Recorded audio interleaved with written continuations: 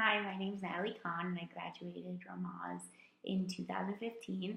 And I'm going to speak about Parshat, Tazria, Metzora, which basically kind of focuses on purities and impurities in relation to Tzaraat, which is like kind of a scary thought considering most people these days like freak out when they get acne and this is like big white blotches. But basically, these big white blotches came about after one spoke Lashon Hara. And it's interesting that they're white because usually white is a symbol of purity. But here it kind of degenerates into this negative thing as a punishment.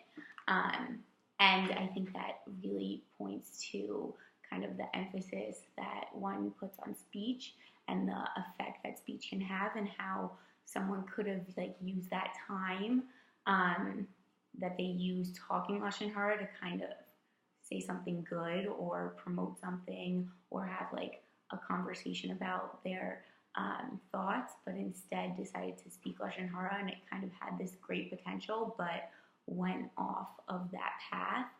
And I think the value of speech is very important, and it's definitely something to point out as a result of this Parsha, because speech can actually be very impactful, and a few kind of people that represent this from history are people like Martin Luther King Jr., Malcolm X, and even Hitler, who all kind of led these big movements and are known to be charismatic speakers.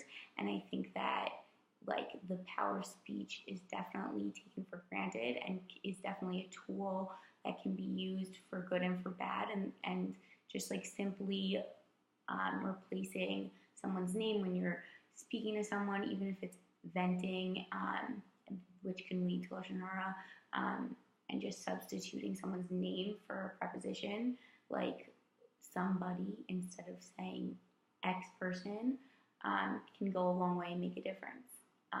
And it's important to just highlight the positive impact speech can have as well, because sharing your thoughts and opinions and having those conversations that kind of evoke different emotions and thoughts can be very conducive to learning.